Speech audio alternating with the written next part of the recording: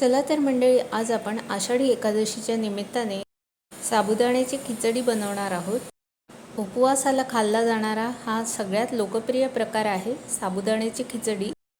चला तर आपण लगेचच रेसिपीला सुरुवात करूया. खिचडी बनवण्यासाठी 1 पेला साबुदाणे स्वच्छ धुवून घेतले आणि त्यानंतर अर्धा पेला पाणी घालून हे 2 ते 3 तासांसाठी भिजत ठेवले होते. आता हे पहा, साबुदाणे अगदी छानपैकी भिजले आहेत. हे भिजलेले साबुदाणे हलक्या हाताने चमच्याने मोकळे करून घ्यायचे. आता आपण खिचडी बनवूया. गॅस पेटवला आहे. गॅसवर एक भांडं ठेवलं आणि आता या भांड्यामध्ये आपल्याला 2 चमचे तूप घालायचं आहे. तुपाऐवजी शेंगदाणा तेलसुद्धा तुम्ही इथे वापरू शकता, पण तुपातली खिचडी अधिक चविष्ट लागते. तर इथे मी 2 चमचे तूप गरम करून घेतलं. तूप गरम झाल्यावर यात 1 चमचा जिरं घातलं आहे. जिरं चांगलं फुलू द्यायचं आणि त्यानंतर मिरचीचे तुकडे घातले आहेत. हिरव्या मिरचीचे तुकडे आहेत. आता हे आपण 1 ते 2 सेकंदांसाठी परतवून घेऊया. जिरं थोडंसं लालसर झालं पाहिजे आणि मिरच्यासुद्धा थोड्याशा परतल्या गेल्या पाहिजेत.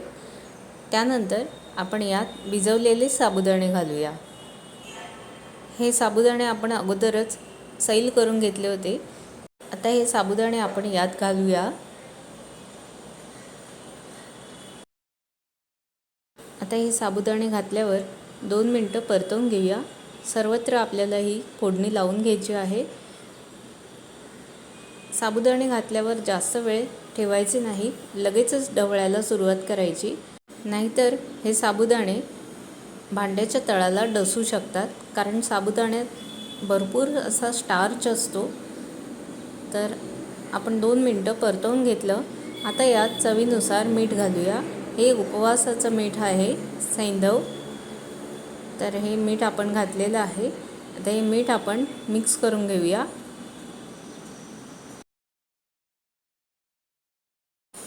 मीठ अगदी छानपैकी मिक्स करून घेतलेलं आहे.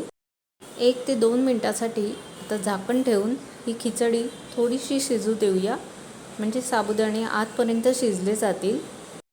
आता आपण गॅस मंद केलेला आहे. आता आपण झाकण उघडून पाहू.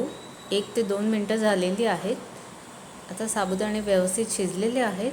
आता 1 चमचाभर साखर घालूया आणि अर्धी वाटी ओल्या ताज्या नारळाचा चव घालूया. नारळाचा चव घातल्यामुळे खिचडी अधिक रुचकर लागते. तर जरूर घालून पहा, की चवीत नक्कीच फरक जाणवेल. तर आता हे साखर आणि खोबरं आपण खिचडीमध्ये मिक्स करून घेऊया. मध्यम आचेवर एकसारखं ढवळत आपल्याला ही खिचडी शिजवून घ्यायची आहे. साबुदाणा जोपर्यंत पारदर्शक होत नाही तोपर्यंत आपल्याला ही शिजवायचं आहे. साबुदाणा पारदर्शक झाला की समजायचं खिचडी तयार झालेली आहे. आता सर्वात शेवटी गॅस अगदी मंद करायचा. 2 ते 3 चमचे दाण्याचं कूट घालायचं आणि खिचडीमध्ये मिक्स करून घ्यायचं. ही झाली आपली साबुदाण्याची खिचडी तयार. हे दाण्याचं कूट मी अगदी बारीक वाटलेलं आहे. यात अजिबात दाण्याचे तुकडे नाहीत. असं पूर्ण बारीक वाटलेलं दाण्याचं कूट घातलं की खिचडी अगदी स्वादिष्ट लागते. तुम्ही एकदा करून पहा. साखर खोबरं खिचडीमध्ये नीट मिक्स करून घेतलं, गॅस बंद केला आणि ही साबुदाण्याची खिचडी तयार.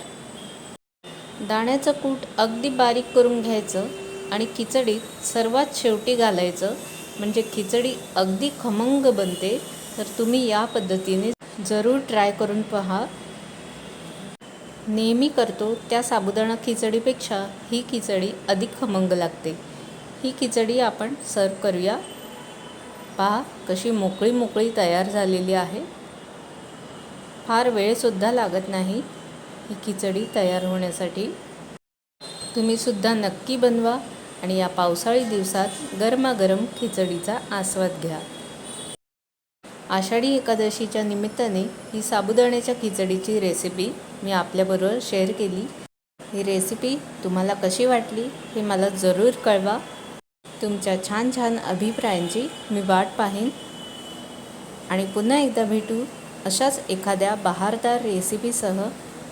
पूर्वास किचनमध्ये. तोपर्यंत स्वतःची काळजी घ्या आणि व्हिडिओ पाहिल्याबद्दल आपले खूप खूप धन्यवाद.